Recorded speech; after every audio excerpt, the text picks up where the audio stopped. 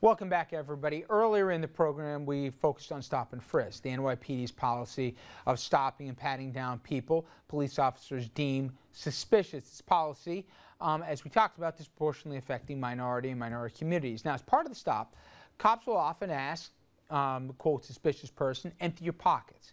Now, if they find marijuana, regardless of the size here during the stop, you can be arrested for a misdemeanor for having the pot in public view, especially even if it was in your pockets. Once you empty them, you get the drift. Well, the irony, though, is that if it remains in your pocket, it's only a violation and not a crime.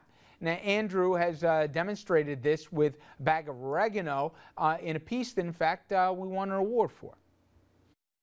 Smoking it or having it out in public is a crime. Having it on your person is not. Crime, not a crime. Crime, not a crime.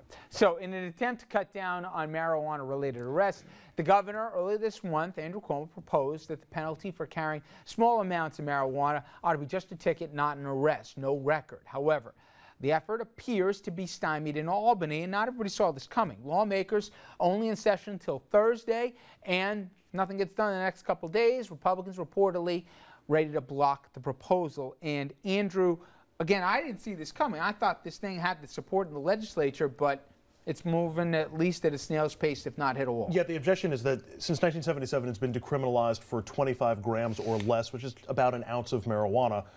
And now the change that Cuomo proposed would be just that it would be okay in public view. Republicans, including Dean Skelos, have objected, saying that's too much. It's, you know, he used an example of having 10 joints behind each ear as you're walking down the street. Not exactly something that happens every day, but that seems to be the sticking point, and they're going to negotiate. Well, Howard, let that me ask size. you. The argument that was made here was this'll, forget about just stop and frisk here. The amount of time law enforcement and the courts are spending on this, better used in other places for what seems to be, if not a victimless crime, certainly something of a very small import. What would you say? Well, if Dean Skelos called you, would he say, hey, Howard, is this something I should really get in the way of, or should I just get behind it? Well, I think I'd say, Dean, thanks for doing something right for once. I think our focus on this is we want to continue to discourage the use of a somewhat addicting, intoxicating drug that is involved in 25% of auto accidents in some surveys, and just is not something that you want to attempt to start to condone. And any liberalization of existing law, which already is fairly liberal in this state, is a step closer toward condoning it. But the problem is that it's not condoning it or not condoning it. The problem is that if your kids on a college campus get caught with marijuana on them, maybe they have it taken away from them on the lowest end. Maybe they get a ticket written up, but they're not going to get in any serious trouble. But these kids who are being stopped in particularly minority communities in New York City are facing disproportionately higher rates of being arrested for it and facing much more serious penalties. How about the broader level, Andrew?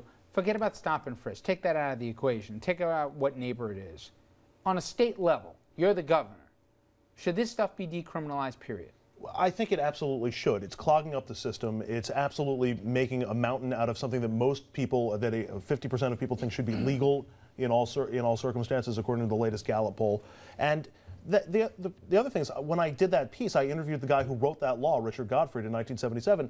The cops are misusing the law. It's supposed to not be a crime, and they're forcing people to incriminate themselves, and that's what this workaround is to try to do, is to try to fix. You and I are somewhere in the middle between these two guys. I don't want to legalize this stuff across the board, but I do get what the governor was trying to do here. Is there a middle ground?